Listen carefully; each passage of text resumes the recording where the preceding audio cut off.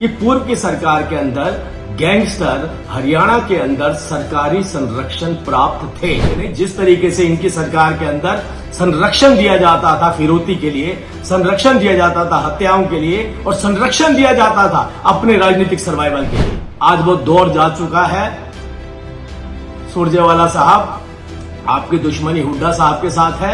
आप प्रेस वार्ता की जगह सीधा सीधा एक प्रेस नोट जारी करिए और बताइए कि किस तरीके से हरियाणा के हालात थे और कैसे हालात आज बन चुके हैं। कई बार ऐसा लगता है कि सुरजेवाला साहब को कोई हुड्डा साहब से बदला लेना है और वो बदला लेने के लिए मौके ढूंढते हैं और आज भी उन्होंने उस मौके को चूका नहीं है। आज देखिए, सुरजेवाला साहब जिन बातों का उल्लेख कर रहे थे अपनी प्रेस वार्ता के अंदर, वो सभी की सभी कहीं ना कहीं कांग्रेस पार्टी से जुड़ी हुई थी। उन्होंने कहा कि कुछ गैंगस्टर्स के नाम लिए उन्होंने, और कुछ गैंगस्टर के वो भूल भी गए होंगे शायद लेने। तो आज हम ऐसा करते हैं कि उन गैंगस्टर के भी नाम लेते हैं जिनको शायद वो कहीं ना कहीं प्रेस वार्ता में भूल गए।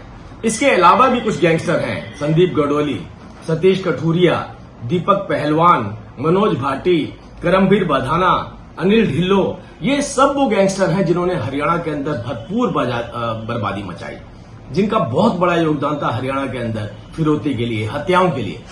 और ये वो गैंगस्टर हैं जिन्होंने बार बार ये क्लेम किया कि मौजूदा सरकार, मतलब हुड्डा साहब की जो सरकार है, उसका संरक्षण इनको प्राप्त है, तो कोई उनके खिलाफ पुलिस भी कार्यवाही नहीं कर सकती। और उस वक्त की विपक्ष की पार्टियों ने भी इस बात को बार बार उठाया कि पुलिस का संरक्षण और सरकारी संरक्षण के चलते ये गैंगस्टर सक्रिय हैं। बड़ी दिलचस्प बात मैं आपको बताना चाहता हूं कि आज एआई का युग है। अगर आप एआई में भी जाकर के एक कंपैरिजन डालें कि पूर्व की सरकार, जो मतलब हुड्डा साहब की, मतलब सुरजेवाला साहब की सरकार को अगर मनोहर लाल जी की सरकार और नायब जी की सरकार के साथ कंपेयर किया जाए तो आप कैसी तुलना करेंगे? तो आप विश्वास कीजिए, मैं आपको चुनौती देता हूं, आप जाकर के देखिएगा। उसमें साफ लिखा है कि पूर्व की सरकार के अंदर गैंगस्टर हरियाणा के अंदर सरकारी संरक्षण प्राप्त थे, लेकिन जब मनोहर लाल जी की सरकार आई उसके बाद हमने एसटीएफ लगाया, यूएपीए लगाया, गैंगस्टरों का सफाया किया। मनोहर लाल जी के बाद नायब जी ने इस कदम को आगे बढ़ाते हुए आपने खुद देखा किस तरीके से गुंडों का सफाया करना शुरू कर दिया, आज एनकाउंटर किए जा रहे हैं। तो इस बात से एक बात तो साफ हो जाती है कि सुरजेवाला साहब उस सरकार पर उंगली नहीं उठा रहे हैं, नायब सरकार पर उंगली नहीं उठा रहे हैं जिस सरकार ने अपनी शपथ से पहले नौकरी देने का वायदा पूरा किया। ये उस सरकार पर उंगली नहीं उठा रहे हैं जिस सरकार ने सभी फसलों के ऊपर एमएसपी देने का काम करके दिखाया। ये उस सरकार पर उंगली नहीं उठा रहे हैं जिस सरकार के अंदर विद्यार्थी सोचते हैं कि अब मेरा भविष्य और उज्जवल होने वाला है। ये उस सरकार पर उंगली नहीं उठा रहे हैं जिस सरकार ने हरियाणा को वो दिया जिसकी कल्पना भी नहीं की जा सकती थी। अरे एक मुस्कुराता हुआ चेहरा, जनता के बीच में रहने वाला चेहरा, एक कड़ा प्रशासक जिसने वो करके दिखाया जिसकी कल्पना हरियाणा में नहीं की जा सकती थी। हरियाणा ऐसा दौर नहीं देखना चाहता जैसा दौर उसने 2005 से लेकर के और 2014 के बीच में देखा। अगर मैं एनसीआरबी के आंकड़ों की भी बात करूं तो आप आज हुड्डा साहब ने कहा एनसीआरबी के आंकड़े, अरे भाई 2012 से लेकर 14 में तो केवल 2 सालों की बात कर रहा हूं, 12 से 15% बढ़ोतरी हुई। किसके अंदर? हत्याओं के अंदर, लूट के अंदर। लेकिन जिनके साथ लूट की जाती थी, हत्या की जाती थी, उनके तो केस भी दर्ज नहीं होते थे।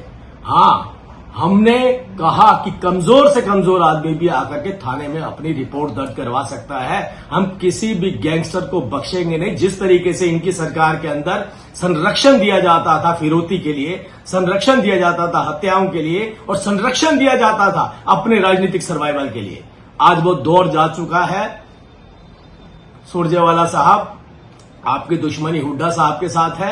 आप प्रेस वार्ता की जगह सीधा सीधा एक प्रेस नोट जारी करिए और बताइए कि किस तरीके से हरियाणा के हालात थे और कैसे हालात आज बन चुके हैं। आपकी आपसी रंजिश के चलते आप हमारी सरकार को मत उजागर कीजिए।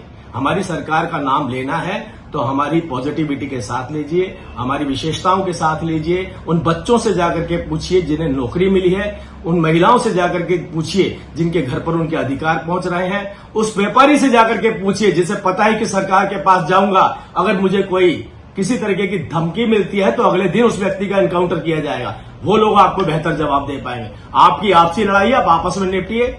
भारतीय जनता पार्टी की ईमानदार, पारदर्शी और मुस्कुराते हुए चेहरे वाली सरकार के ऊपर उंगली उठाना बंद करिए।